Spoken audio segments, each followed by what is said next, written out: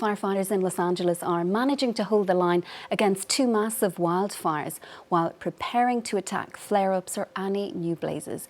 Residents are facing dire, fresh wildfire warnings and power cuts. At least 24 people have died in the disaster and over 12,000 structures have been damaged or destroyed, while more than 80,000 people remain under evacuation orders. Well, the list of artists who've lost their homes or studios in the fires is staggering. For more, let's speak now with curator and writer Martha Kirszenbaum, who's joining us. Martha, great to have you with us this evening.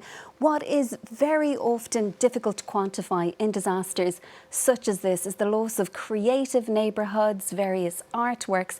Many artists have seen their homes and artworks destroyed. How significant could these losses prove to be?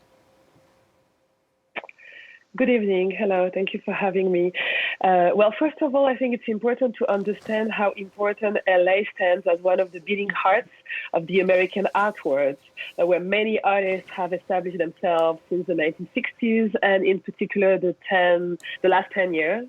Attracted by its life quality, legendary lights, cheaper rents, and a growing number of museums and galleries. And it's also a city where many wealthy collectors live. And so, interestingly, but of course also tragically, these fires have actually touched two neighborhoods and devastated two neighborhoods. One in the northeast of the city called Altadena, historically an African-American middle-class neighborhood where many artists, curators, or writers have established themselves in the past couple of years. And on the other side of the city, on the west side, Pacific Palisades, which is actually home to more wealthy Angelinos, most of which are actually art collectors. So somehow it's these two sides of the art world that has been tragically, touched in these fires. And what have they been telling you about what they've actually lost and what they've experienced over the past week? Well, I mean, these artists are obviously devastated, and what I see, what I read, what I hear is that the emotion is extremely vivid. Many artists, as I just mentioned, were living in Altadena, and they could not have been prepared to how fast and intense the fires ended up being.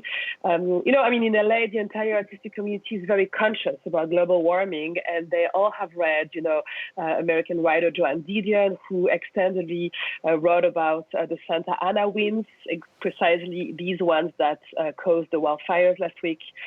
But still, no one could expect such a disaster. And I'm thinking to give you some examples of artists impacted by the wildfires. I'm thinking of Paul McCarthy, who's a truly iconic artist from the 60s and 70s, up to today, who has lost actually his home and studio in the Eaton fire that destroyed Altadena. Also, a younger artist named Kelly Akashi, who actually had an important exhibition planned in the next couple of weeks, and she posted this really devastating picture on Instagram where you would see one of her blow glass sculptures hanging from a burnt tree as the only, reminiscence of her house and studio. And on top of the works, what's also very tragic is that many people lost their, personal family archives. And let's remember that it's LA, it's a city in a country that is often considered as historyless, deprived of history. So just to give you an idea of how important these archives can be for a number of families and individuals. And Martha, will these families, will these individuals be compensated for their losses? What kind of support are they receiving? Exactly. That's a very good question. That's a very tricky question because, first of all, insurances have declared that they actually don't have the money to pay back for the losses, which amount can be up to, dozens of billions of dollars. Then on top of that, a month ago, Californian insurances have, canceled fire clauses. Now the federal government is trying to force them to honor them. But let's also remember that in a week from now, Trump becomes president, and he doesn't really empathize with the Democrats. and the Democrats, California. But something that actually has really moved me, I think, and moved, a lot of people is how important initiatives coming from the artistic community became. And, there's a platform called GoFundMe, which is a crowdfunding platform where actually already dozens of thousands of dollars have been raised by artists themselves, by artist friends, or by art institutions like the Brick, for instance, which is a non-for-profit art institution in LA, and they've raised, more than $200,000 in just a couple of days. So what I've been reading on social media and I've been hearing from my friends is that actually communities work much faster, much better than the government right now. And so far, miraculously, really, the Getty Villa Museum has been spared. Are there specific protections in place there? So yes, yes and no. I would say what's specific about the Villa Getty, and it's important to remember that it's like the second home of the one of the biggest collection in America of antique works, of Roman sculptures, among others. Very large collection of works by Rembrandt or Van Gogh or Monet.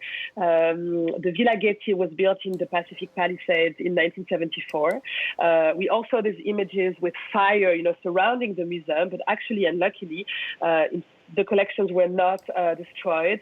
And the reason why is indeed the architecture, because in 1974, the Villa Getty was built with a double wall and underground storage spaces that protected the artworks. And also for years now, employees were asked to brush off, all the remaining wooden twigs on a daily basis. So that probably as well helped the museum to be protected.